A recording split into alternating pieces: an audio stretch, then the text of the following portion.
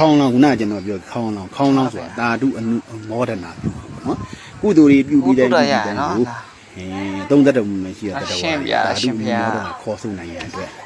စီရီဆိုတာဖိုးပဲဖိုးနေကြတာစီရီမှာခေါင်းလောင်တက်ပြီးတာအကြောင်းဒါတိတ်ပြီးတော့မသိကြဘူးတိတ်မသိကြဘူးမသိတာပေါ့ဒါနော်ဘလူးဆိုတာဘယ်ရညာပြောဒီနေ့မှာဘလူးရုပ်ကိုဘလူးက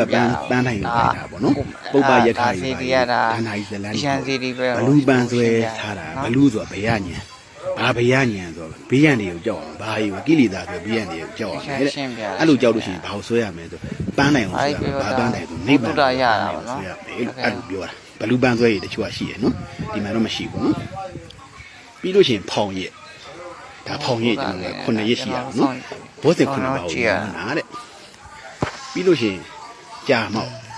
ဘလောက်ပဲကောင်းမှုကုသိုလ်တွေလုပ်လို့အရိယာမတ်မရသေးရွေးရတော့တန်တရားမလဲဟုတ်မှာတဲ့တန်တရားကိုပြန်ဆင်းနိုင်တယ်ပေါ့နော်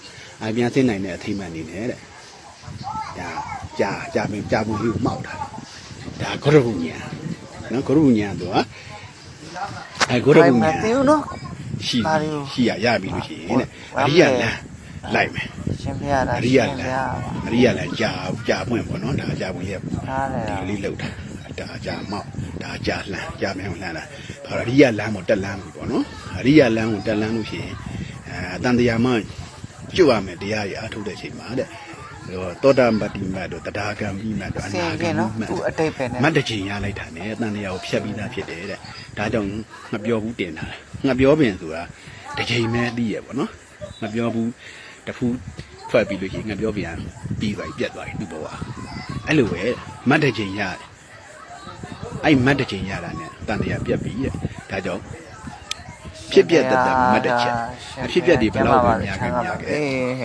မတ်တချက်ရတယ်ရှင်းပြတဲ့ဘဝတန်တရားပြတ်ပြီဆိုပြောတာနော်ဒုက္ခဆင်းရဲငြိမ့်ပြီပေါ့ဗျာဒါကြောင့်ငါပြောဘူးတင်ဂီတနဲ့ထားပေးတာဒါမတ်ရသွားတဲ့အထိမှအဲ့လိုမတ်ရသွားလို့ရှိရင်နိဗ္ဗာန်မျက်မှောက်ဘူးကြီးတဲ့နိဗ္ဗာန်မျက်မှောက်ပြီးနိဗ္ဗာန်ကိုဒါတိုင်းမဝင်သေးဘူးတဲ့ယဟန္တာဘဝနဲ့အချာရှင်းကြတယ်နော်နေတဲ့ဘဝကိုထိရတယ်လို့ပြောထီအောင်ပါနော်အဲ့မှာထီထက်မှာစေတီတိုင်းမှာညံ့နာလေးရှိတယ်အဲ့ညံ့နာဆိုသူကလည်းယဟန္တာရှိတာကိုမှယဟန်နေညံ့နေတယ်အဲ့ဒါညက်တီနားရနေယဟန္တာကြီးနားရနေညံ့နာပြီးမှနိဗ္ဗာန်စိတ်ဆိုတာဒွတ်စင်ကင်းနဲ့နိဗ္ဗာန်ဆိုတာကိလေသာကင်းတယ်ဒါကြောင့်ကိုစိတ်ဘူးတင်ထားတာပါတဲ့သူကထေရဝါဒမှာပေါက်ပန်းနည်းလေးမလို့အစစ်အစစ်သူ့ဒိဗ္ဗာန်လေးနဲ့သူရှိရဆိုတဲ့အကြောင်းကိုကျွန်တော်ပြောပြတာနော်ကျေးဇူးတင်ပါတယ်